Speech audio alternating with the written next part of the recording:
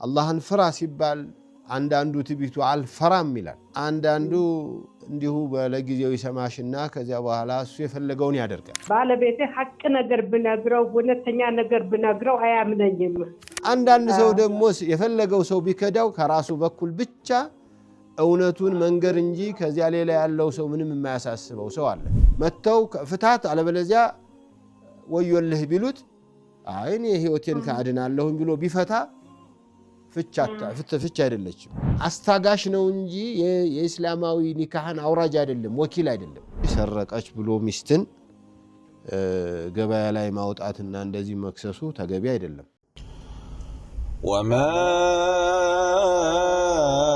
أرسلنا قبلك إلا رجالا نوحي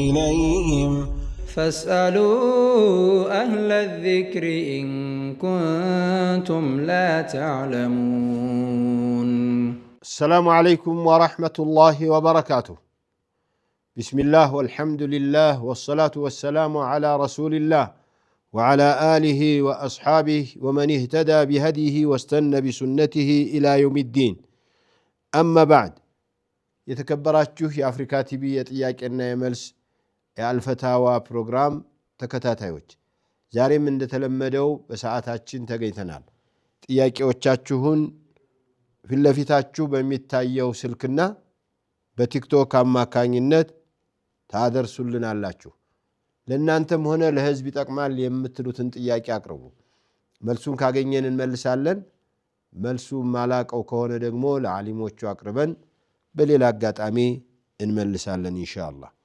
جزاكم الله خيرا وبارك الله فيكم የዛሬ መነሻ የሚሆነኝ ጥያቄዎች እስከሚቀርቡ ድረስ የሰላም አስፈላጊነት ሰላም ለሰው ልጆች ለእንስሳዎች ለዛፍ ለሳር ለቅጠሉ ሰላም ያስፈልጋል ሰላም የሌለበት ሀብት ሰላም የሌለበት ስልጣን ሰላም የሌለበት ኑሮ ብልጽግና ፋይዳ የለውም ይፈርሳል አመታት የተገነባውን በሰዓታት ልናፈርሰው እንችላለን ሰላም በጣም ነው የሚያስፈልገው ለዚህ ነው ነብዩ አለይሂ ሰላቱ ወሰላም ሰላም አላህ የሰጠው ሰው የዕለት ጉርሱን የሰጠው ጤና የሰጠው ሰው ዱንያ ጥቅልል ብላ ሰው ጋር ገብታለች ያሉት የቤቴን ዕቃ ሰርቃኝ ባለቤቴ ነው የሚለው ባለቤቴ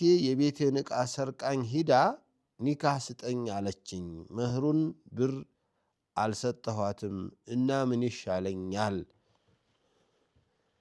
እቸም ሰርቃ ይባላል እንዲያው ለማንኛውም እሱን እነሱ ይሸፍኑላችሁ ቤተሰብ ሽማግሌዎች ከናንተ ከቤተሰቦች ከሁለታችሁም ቤተሰብ ተገኝቶ ይህንን ያግባባችሁ እንጂ ሰረቀች ብሎ ሚስትን ገበያ ላይ ማውጣትና እንደዚህ መክሰሱ ተገቢ አይደለም ሆኖም ከተገኘ ምን ማድረግ እንዳለባቸው ሽማግሌዎች ይዩ የመህሩን ብር ለማስቀረት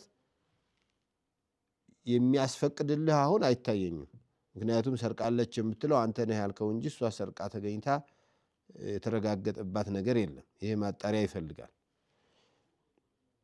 ስለዚህ አንተ አላህ Subhanahu Wa Ta'ala በቤተሰብ መካከል አላህ ያዋቀረው ኮሚቴ አለ حكم من أهله وحكم من أهلها ብሎ ከሱም አንድ ሰው ከሷም አንድ ሰው ዳኝነት የሚሰጥ ይገኙና ይመካከሩ يريد إصلاحا يوفق الله بينهما ሰላም እውነት በትክክል ከፈለጉና ከናፈቃቸው አላህ ያስማማቸዋል ንያው ካለ የሁለቱ ቤተሰብ ሽማግሌዎች ከሆኑ ሊፈቱት ይችላሉ ይሄን ነገር ነው የሚለው አላህ ስለዚህ እናንተ በዚህ መልኩ ለመፍታት ሞክር እንጂ እዚህ ሰርቀሻልና መልሽው ምንለው ነገር የለም ጀዛከላሁ ኸይር السلام عليكم ورحمة الله وبركاته السلام ورحمة الله وبركاته مرحبا يجب تكون غير سلالي ባልና ተዳሉ ፍርድ ቤት ሄዱ።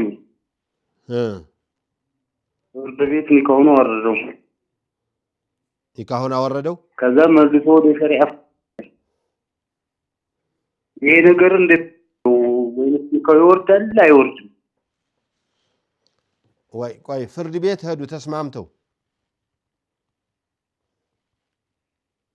ነው? ሁለቱም ተስማምተው ነው ፍርድ ቤት የሄዱት? እሱ አልተስማማም። እሱ ተሳም እያለ ነው ሸሪዓ ፍርድ ቤት የተፈታ። ላላ አሁን ፍርድ ቤት ሄዳ መጥሪያ መጣች፣ እሷ ከሰሰችው። እሺ እሱ ምን አደረገ? ሄደ ጥሪውን አክብሮ ና ተብሎ ሄዷል። ሄዶ ምን አለ ፍርድ ቤቱ? 80ውን አፍርሻለሁ አለ። እሷ አልፈልግም ላላ 80ውን አፍርሻለሁ አለ ፍርድ ቤቱ። 80ውን አፍርሻለሁ አለ። እሺ እሱ ምን አለ? ከዛ እሱ ደግሞ ይልከኝ ፈልጋለሁ ወዳታለሁ አለ።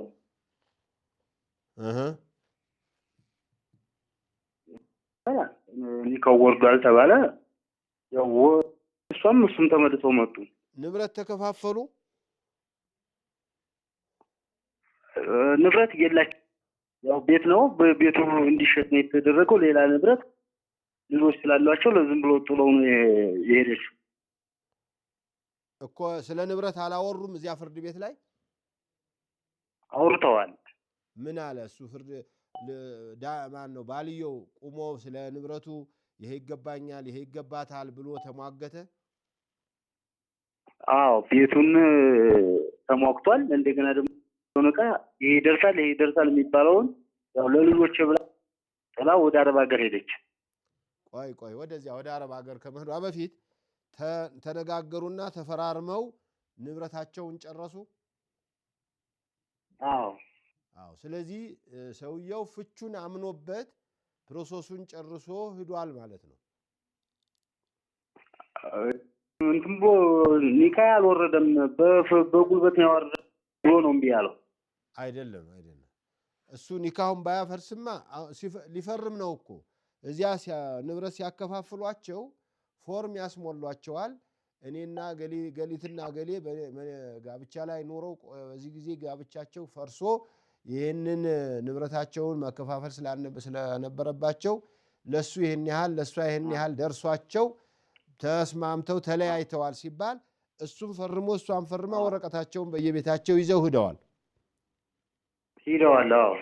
ይሄ ከሆነ ፍቹን አልወረደም ማለት ይከብዳል። እሱ ተስማምቷል።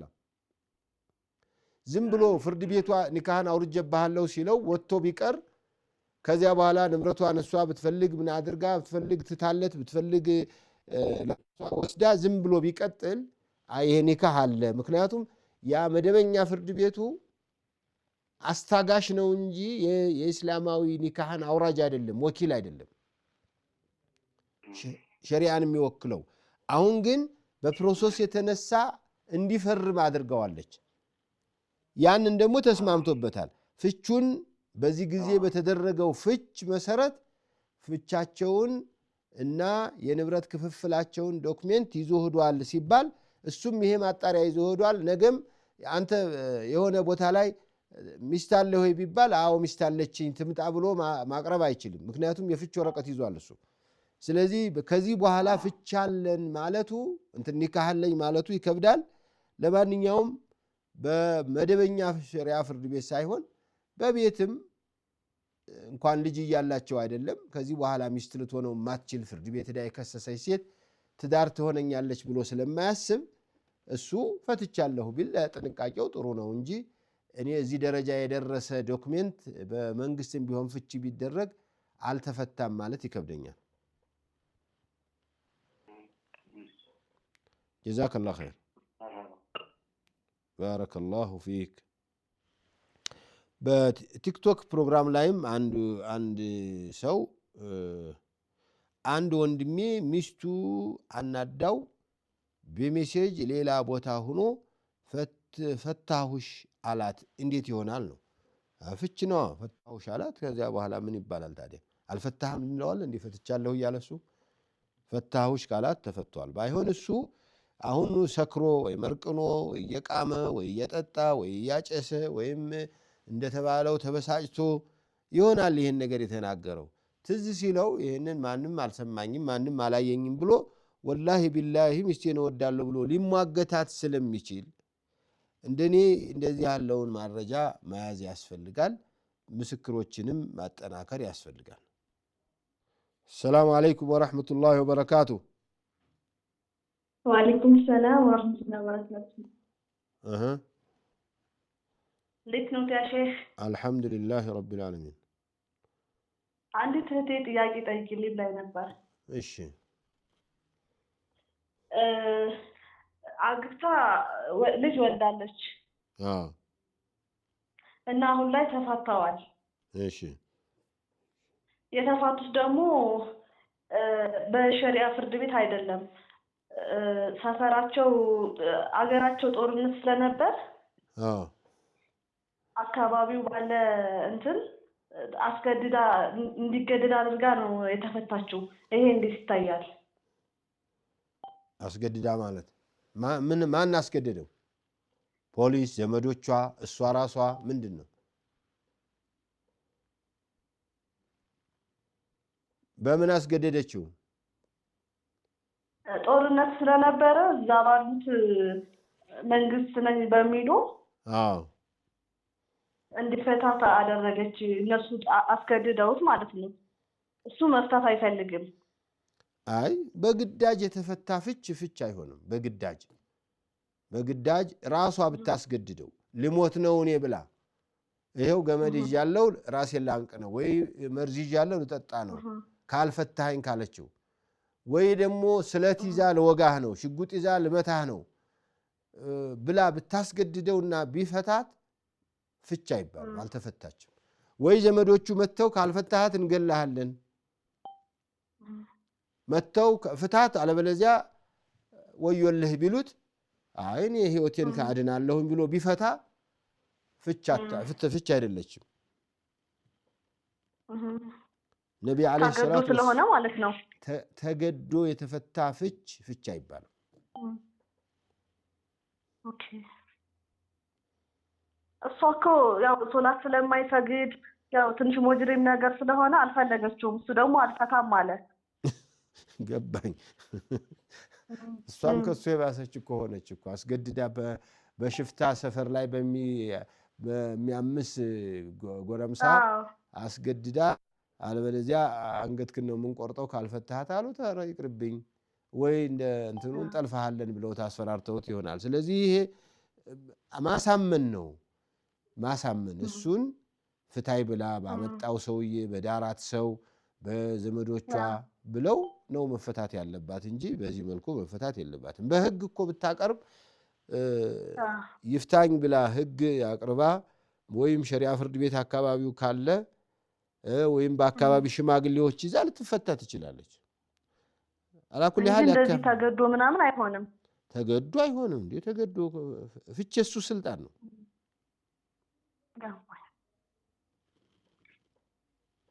እሺ شكرا جزاك الله خير بارك الله فيك السلام عليكم ورحمة الله وبركاته وعليكم السلام ورحمة الله مرحبا ጥያቄ ነበረ እኔ ከባሌ ጋር ተጣልቼ ነበር አይዋ እዛ በፍርድ ቤት ነበር ምን በፍርድ መደበኛ እሺ ተካሰሳችሁ ማለት እኔ እንዲፈታኝ ነበር ያልኩት እሱ ደግሞ አልፈታም ከዛ የሶስት በሶስት አታረቃችሁ እንትን ፍርድ ቤቱ ይፈታታል ብሎ ደግሞ ቀርቧል ጠይቅ እኔ አልፈታም ማለት ቤት ሳይፈቱ ከዛ ፍርድ ቤቱ ደግሞ ይፈታሻል ፍርድ ቤቱ ራሱ ይፈታሻል በኋላ ካልተፈታ ድረስ ታረቃችሁ ታርቃችሁ ካልታረቃችሁ ደግሞ እንላለን ቤት ፈታሻል ብሎኛል። ይሄ ፊክሽን እንዴት ነው? አሁን እሱ አልፈታም እያለኝ ተፈትቻለሁ ማለት ነው። ከዚያስ ተፈታሽ አልተፈታሽም ገና ነሽ? አይ ገና አልተፈታሁም። ያው ቀጠሮ ላይ ነኝ። አልደረሰም ቀጠሮ እኮ አንተ ማትጨርስ ወይ የምትታረቅ ወይ የምትፈታት ራስ ካልሆን ፍርድ ቤቱ ይጨርስላታል። በአንተ ጉልበት አትቀጥልም አሉት። ያው እንደዛው መሰለኝ። እምቢ ሲላቸው እሱ እምቢ ሲል በቃ ፍርድ ቤቱ ይፈታታል አሉ። ይሄ ፍች እንዴት ይታያል ማለት ወደ ሸሪዓ ፍርድ ወይ ፍርድ ቤቱ የፈታኝ ፍች ትክክለኛ ነው ይፈቶኛል ወይ? አዎ አሁን ፍች ዝም ብሎ እነሱ እኛ ፈተናሻል በማለታቸው ፍች አትሆኝም። እሱ ከዚያ በኋላ በሚያረገው ፕሮሰስ ካመነ ግን ለምሳሌ ጽፈው ከዛሬ ጀምሮ ገሊትን የፈታህ በመሆኑ በእሷ ከዚህ በኋላ በአንተ ሚስትነት ተጠያቂ አይደለችም የሆነ የፍች ወረቀት ብቻ ሲሰጡት ፈርሞ ተቀብሎ ይዞ ከሄደ ከዚያው ቀጥሎ ደግሞ ፕሮሰስን ቀጥሎ ንብረት እንካፈል እንግዲህ እንደዚህ ከሆነ ንብረት ያላት ይሄ ነው ከዚህ ሌላ ንብረት ብላ እንዳትጠይቀኝ ነገ ብሎ አቅርቦ ወይም አንቺ ባቀረብሽው ጥያቄ ተሟግቶ ንብረቱን ፈርሞ ከወሰደ ፍች እንደፈታ ተስማማበት ቢሆንም እንግዲህ ከሆነ ላይቀር ምን አደርጋለሁ ብሎ የተቀበለው የሚመስል ነገር አለ። ዝም ብሎ ግን ይህንን እምቢ እንዳለ ከቀጠለ ተፈተሻለ ማለት ይከብዳል። የንብረት ክፍፍል ፕሮሰስ ላይ ግን ይሄ ይገባሻል፣ ይሄ አይገባሽም፣ ይሄ ከጋብቻ በፊት ያገኘሁት፣ ይሄ ከጋብቻ በኋላ ያገኘሁት እያለ እየተሟገተ ጨርሳችሁ መሄድ ከቻላችሁ ፍቹን ጨርሳችኋል ነው የሚባለው የሚል ነገር አለ። አይ እሱ ግን በአጠቃላይ በቃ አልፈታም አንቺ ሲሉኝ እኔ ፍች ነው የምፈልገው አልኳቸው። እሱ ግን ሲጠየቅ እኔ የልጆቼ እናት ናት አልፈታም ማለት። ከዚህ በኋላ እሱ ፈታዎች ሲል ፍርድ ቤቱ የሚለውን እንሰማለና እንግዲህ እሱ ድሮም ፈታዎች ፍርድ ቤቱ ፈቷታል ሲለው እሱ ምንድነው ሊያደርግ የሚችለው? ንብረት ክፍፍል ላይ ይመጣል። የንብረት ክፍፍል ወረቀቶችን ያጸድቃል፣ ይቀበላል፣ ይከራከራል። ዶክመንቱን አምኖበታል ማለት ነው። እንደዚያ ከሆነ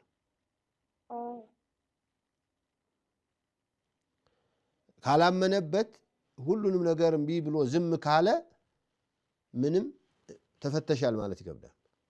ምክንያቱም ሸሪዓ ፍርድ ቤት ነው እንጂ የሚወክለው ሸሪዓውን ወክሎ ሊፈታ የሚችለው መደበኛ ፍርድ ቤት የሸሪዓ ወኪል አይደለም።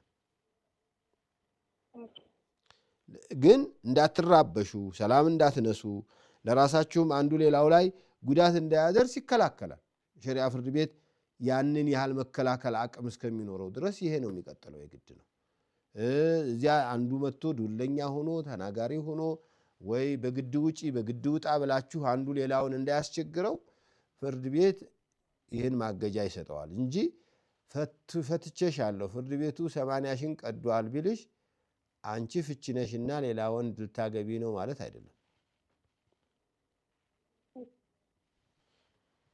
ስለዛ በቃ ወደ ሸሪዓ ፍርድ ቤት ላደውሮ ማለት ነው። ወደ ሸሪዓ ፍርድ ቤት ቢከድሽ ሸሪዓ ፍርድ ቤት እምቢ ካለ ሸሪዓ ፍርድ ቤቱ ስለሚፈታ ሸሪዓ ፍርድ ቤቱ የፈታው ፍቺ ደግሞ ትክክል ነው።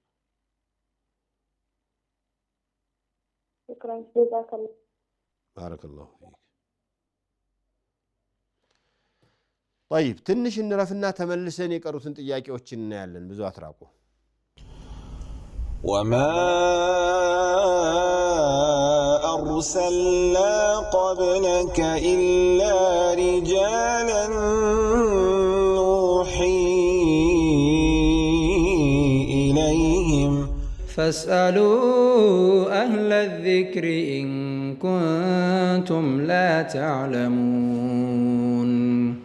السلام عليكم ورحمة الله وبركاته. ከረፍት በኋላ ተመልሰናል። ጥያቄዎቻችሁን መልሰን እናያለን ኢንሻአላህ። አሁንም በስልክም በቲክቶክም ልታቀርቡ ትችላላችሁ ኢንሻአላህ نعم السلام عليكم ورحمة الله وبركاته عليكم السلام ورحمة الله وبركاته نعم شهادة جاكي نبرين ايش يا سفر سفر نبرين صحنا ها يا ولدي مسلمون عمل አሁን እሷ አገባች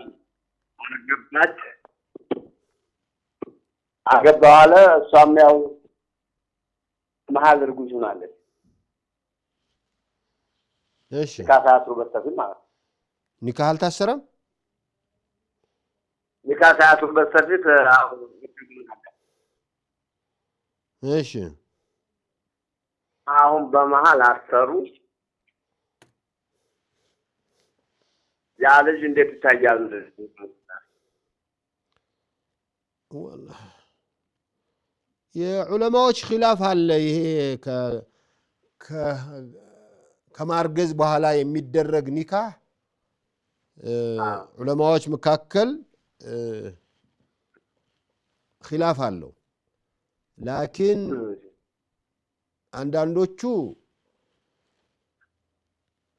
ኒካህ ይታሰር ይችላል ግን ግንኙነት ሊያደርግ አይፈቀድለትም እስከምትወልድ ድረስ ይላሉ ሌሎቹ ደግሞ አብዛኞቹ የሚሉት ደግሞ ከእርግዝና በኋላ ኒካህ ቢታሰር ባጢል ነው ሚስቱ አትሆንም ከወለደች በኋላም ቢሆን ሚስቱ ሆና መቀጠል አትችልም እንደገና ካልታሰረ ነው የሚሉት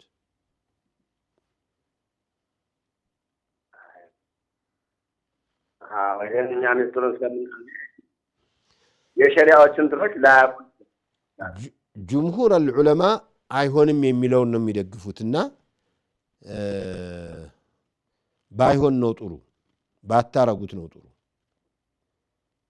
مرحبا يا ولدي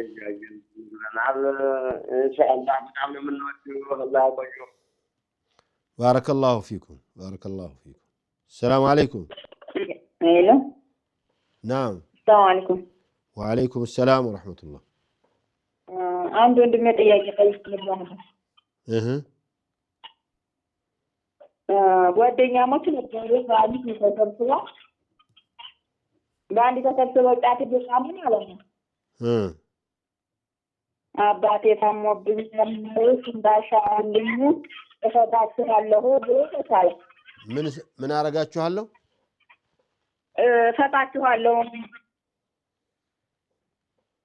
እፈታችኋለሁ ማለት ወይ አርጃ ታጣጣለው ማለት ነው ምን አረጋለሁ እዛ በኋላ ሰውየው ዲኗል ምን ግዴታ ማድረግ አለበት ወይ ምን ከሸሪዓ ምን አረጋችኋለሁ ማለት ነው እፈታችኋለሁ ማለት ስለቱና እንትን እላለሁ አርጄ አሳድራችኋለሁ ምናምን ነው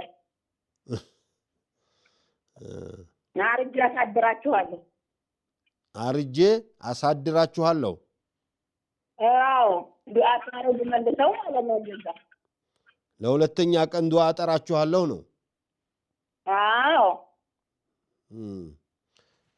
ያው ታዲያ የተሸሪዓ እንደዚህ ታይቷል አይ ፈታችኋለሁ አስራችኋለሁ መባባሉ ነው የማይሆነው እንጂ አባቴን አላህ ካሻረልኝ ዛሬ ዱዓ አርጉልኝ ታሞብኛል አባቴ ከሻረ እንደገና ጋብዛችኋለሁኝ የበለጠ አርጄ ደግሼ አበላችኋለሁኝ ብሎ ስለት ነው ይሄ ካለ ስለቲ ወጅብበታል መሙላቱ እናንተን በዚያን ቀን የተገኛችሁትን ሰዎች ሰብስቦ ማብላት አለበት السلام عليكم ورحمة الله وبركاته وعليكم السلام ورحمة الله مرحبا ጥያቄ ነበረኝ እሺ እህቴ ውጭ ነበር የምትኖረውና በአካውንቷ ያልታወቀ ብር የተወሰነ ብር ተላከላት ገባላት እና ብዙ አመት አንድ ሁለት አመት ጠበቀች እስካሁን ምንም ጥያቄ የለውም ምን ያንን ብር ወደ እኛ ላከች ኢትዮጵያ ያን ብር ለኛ እንጠቀመዋለን ወይስ ለሰው ለሚስት የቱና ነው የገባላት ውጭ ነው እሷ ያለችው እና ውጭ ባለው ሂሳቧ ነው የገባው። እዛ ውጭ ነበር ያለችው እና ብር ገባላት እዛ እና 1 ዓመት 2 ዓመት ያህል ቆየች እዛው። ምንም ሰውየውን ማን እንደላከም አላወቀችም። እና ያን ብር አሁን ወደኛ ትራንስፈር አድርጋ ነበር እንዴት እናድርገው ለማለት ነው። አና والله ይሄ ይከብዳል። ለምንድን ነው የላከውን ማግኘት አትችልም? እንደሷ እንትኗ ላይ አላወቀችም ነው። እስከ ብዙ ጊዜ ቆይቷል አለች። ያ 1 ዓመት 2 ዓመት ያህል ማለት ከዛ ገባኝ። አካውንቱ ላይ እንደቆየ እሷ ብር ደግሞ አይ አካውንቱ ላይ እኮ ይሄ ብር የኔ ማቀው አይደለም የመጣውና ወይም ይሄንን የላከውን አድራሻውን ስጡኝ ብትል ባንኩ አይሰጥም ወይ? ይሄን አላወኩትም ያለችው። ከዛ የሷ ብር እንደዛ እየጠበቀች እንዳለ ካትነካ የሷን ብር ደግሞ ብዙ ብር እንደዚህ የሷ ብር 2 ዓመት ቆይቶ መመለሰላት። የሰው ብር ግን ያን ብር እንዳለ ነበር አትነካከም ነበር። እና ያንን ብር አላሁ አዕለም። ይሄንን እስቲ ጻፉና የፈትዋው ኮሚቴ እንዲያይበት ያደርጋለሁ እንጂ እኔ አልገባኝም። እሺ الله يسلمك. بارك الله فيك. السلام عليكم ورحمة الله وبركاته. وعليكم السلام ورحمة الله وبركاته. مرحبا. ሁለት ጥያቄ ነበረኝ። አንደኛው ጥያቄ የሆኑ ቅርብ ቤተሰቦች የሚሆኑ ከዛሬ ስንት ዓመት አካባቢ በቤተሰብ ምክንያት ተለያዩ። ሲለያዩ ያኔ ባልሆነ ኬዝ ሁለቱ ልክ ባልሆኑበት ምክንያት ሁለታት መስለው ቤተሰብ ሲያጣሏቸው ከዛ ሽምግልና ጋር ሲቀርቡ 3 ጊዜ ፈትቼሻለሁ አላት። ያ የሆነው ከ3 ዓመት ከ4 ዓመት በፊት ነው። በአንድ ጊዜ 3 ፍች እሺ የፈጸመው እና አሁንም ዝም ብሎ ግን ሁለቱ እውነቱን አወቁ። በቤተሰብ እንደገባባቸው በውሸት እንዳጣሏቸው እንዳይመላለሱ 3 ፍች ፈቷታል። ደግሞ አንዳንድ ሰው ደግሞ በአንዳንድ እንትን ላይ ስንሰማ ደግሞ 3 ፍች ባንድ አይቻልም፣ ባንድ ነው የሚቆጠረው። ስለዚህ ገና 2 ስላላት መመለስ ይቻላል ይባላል። አንዳንድ ጊዜ ደግሞ 3 ጊዜ ስለፈታት አይቻልም ተባለ። አንደኛው ይሄ ነው። ሁለተኛው አንድ ሰው የሆነ ነገር ሲያደርግ ትተቂላ ኦር ደግሞ አላህን ፍራ ብለህ ካልከው ያን ሰው አላህን ካልፈራ ዝም ብሎ የሆነ ነገር ካደረገ ያኔ ሁክሙ ምንድነው ካላህ ዘንድ? አላሁ አክበር። እሺ ጀዛከላህ ጀዛከላህ። ይሄ የሶስት ፍች ነገር 3ቱን ፈትቻለሁ ካለ በኋላ ኒካህ አለ ማለት የተወሰኑ ዑለማዎች አዎ እንዳንድ ነው የሚቆጠረው የሚሉ ትላልቅ ዑለማዎች አንቱ የተባሉ ዑለማዎች አሉ። 3 ካለ ሂሳቡ 3ቱም ነው የሚወድቀው የሚለው የጅምሁር ዑለማ አቋም ነው፣ የብዙሃኑ ዑለማዎች አቋም ነው። እንደኔ የግሌ የገሌ ይበልጣል የገሌ ይሻል ከምል ይልቅ አለማድረጉን እመርጣለሁ። ባይመላለሱ ይመረጣል። ምክንያቱም በአብዛኛው ዑለማዎች ዘንድ ኒካህ የለም ብለው ነው የሚቆጠረውና እንደው ባይሞከር ከዚያ ወዲህ ካላገባች አግብታ ካልተፈታች ወይ ካልሞተባት ባትመለስ ነው የሚል ነገር አለኝ። እንግዲህ ሌሎችን ዑለማዎችንም አናግሩ በዚህ ጉዳይ ላይ እንጂ እንደኔ ተመለሱ አይደለም።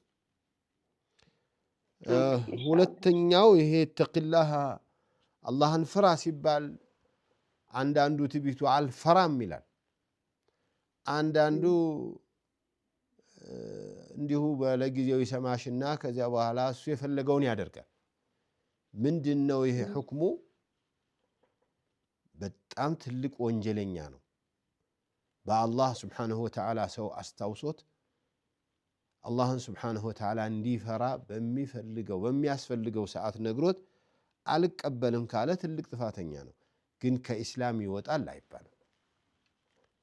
ከኢስላም ይወጣል ብሎ ሊከፍር ከዚህ በኋላ ሚስቱ ትፈታለች ከእንትን እስላም መቃብር አይቀበርም አይባልም።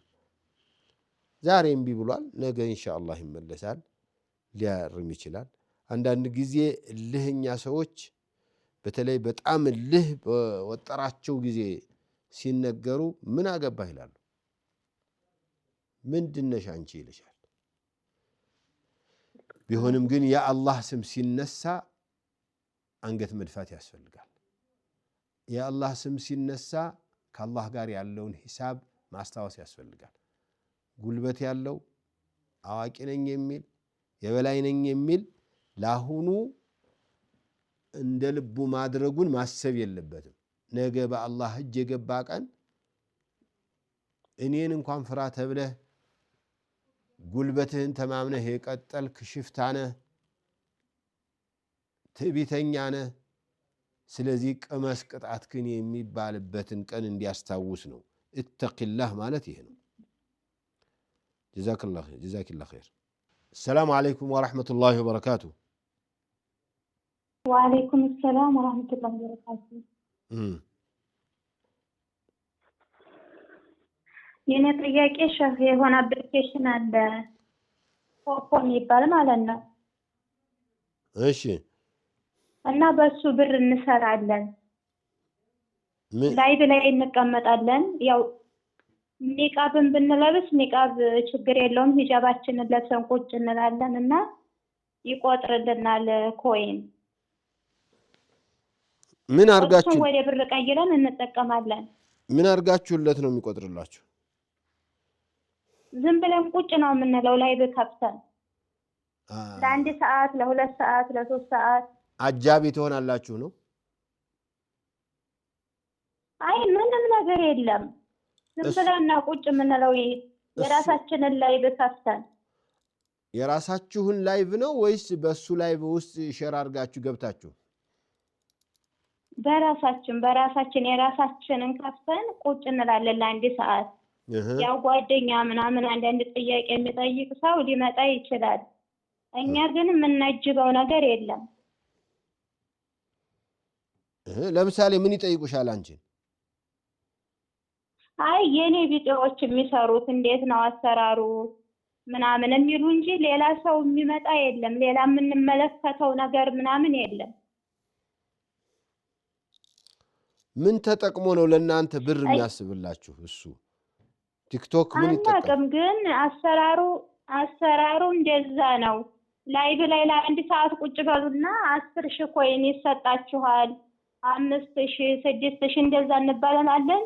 ቁጭ እንላለን ላይቭ ላይ ማለት ነው። ከፍተን ለአንድ ሰዓት ስንሞላ 10,000 ይሰጠናል።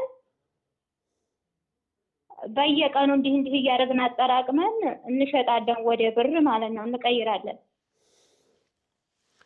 ወላሂ አሰራሩ አልገባኝም። አንቺም እርግጠኛ ነኝ ሙሉ አልገባሽም። እሱ የሰጠበት የሚያገኘው ነገር አለ። ያ የሚያገኘው ነገር ለሐራም የሚያውለው ከሆነ እሱ አንቺ የሐራም ተባባሪ ሆንሽ ማለት ነው። አንቺም ባትሰሪ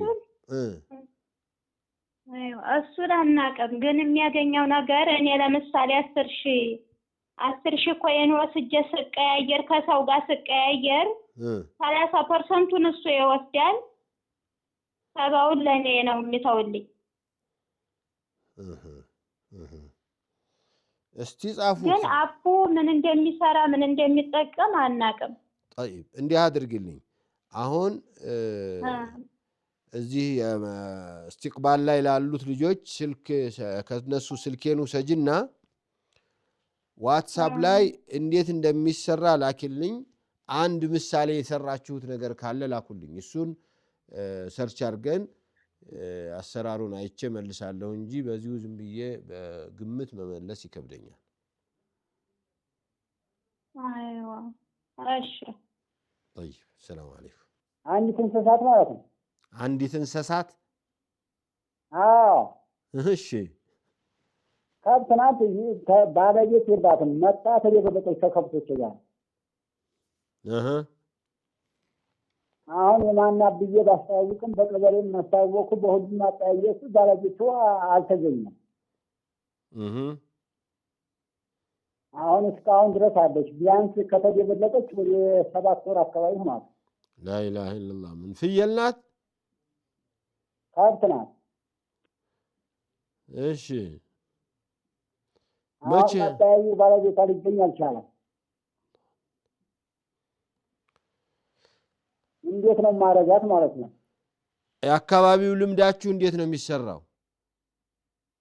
በአካባቢያችን ልምድ እንዴት ነው የሚሰራው? አካባቢያችን እኔ እንደዚህ ያለ ነገር አጋጥመኝ ያለ አይ አንተ አይደለህም ሌሎችን ሽማግሌዎችን አካባቢዎች እንዲህ ያለ ከብት መጥቶ ተደብልቆ ዶሮ መጥቶ እናንተ ጋር ሲገባ ፍየል ሲገባ ግመል ሲመጣ እንዴት ነው የምታደርጉት በአካባቢው አሰራሩ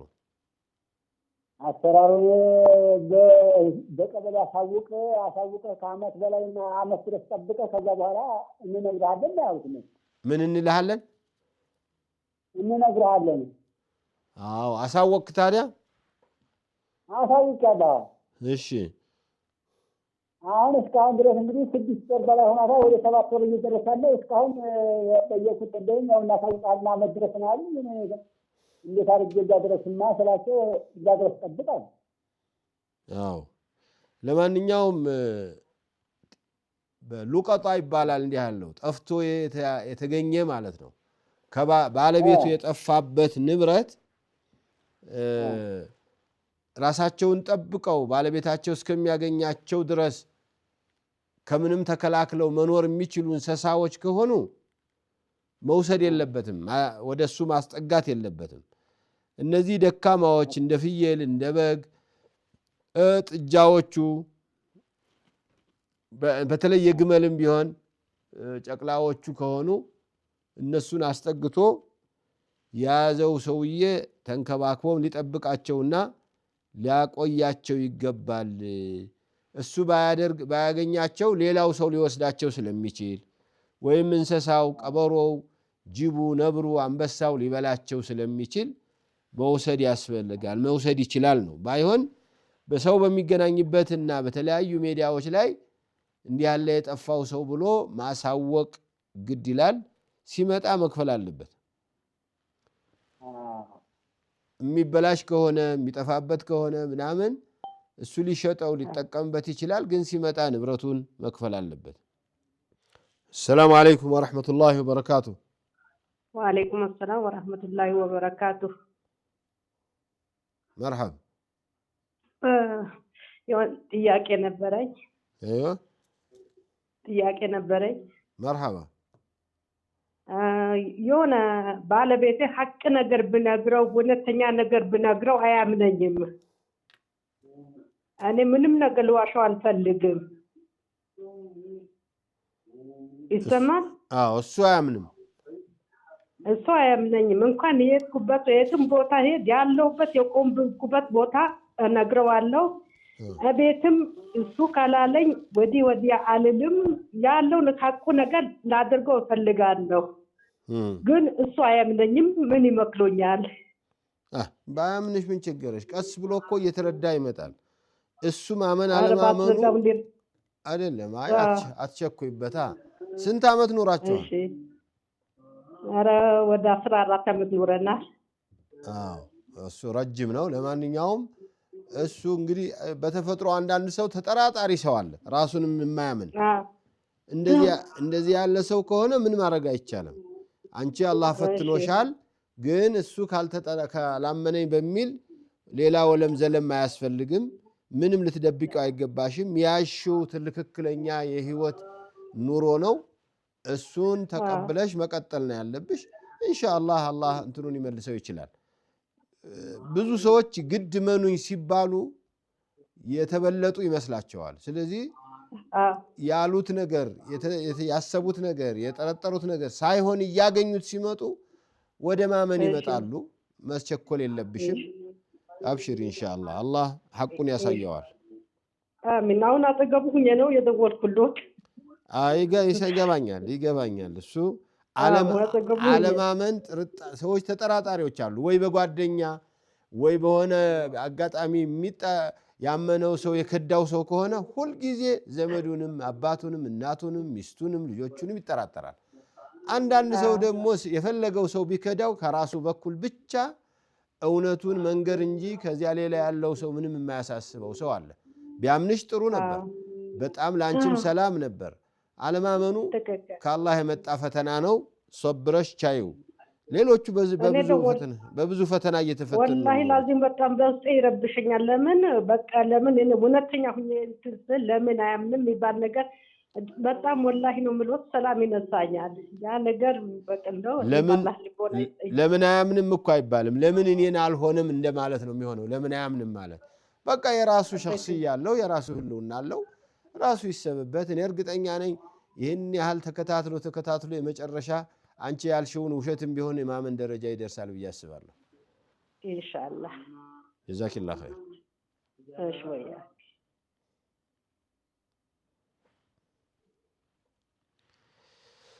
ጀዛኩሙላሁ ኸይረን ባረከላሁ ፊኩም። የዛሬው የጥያቄና የመልስ ፕሮግራማችንን እዚህ ላይ እናቆማለን። በሚቀጥለው ቀን ኢንሻአላህ ሌሎችን ጥያቄ ይዘን እስከምንገናኝ ደህና ሁኑ። ወሰላሙ አለይኩም ወራህመቱላሂ ወበረካቱ። وما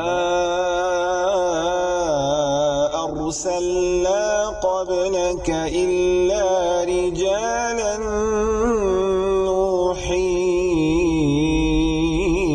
إليهم فاسألوا أهل الذكر إن كنتم لا تعلمون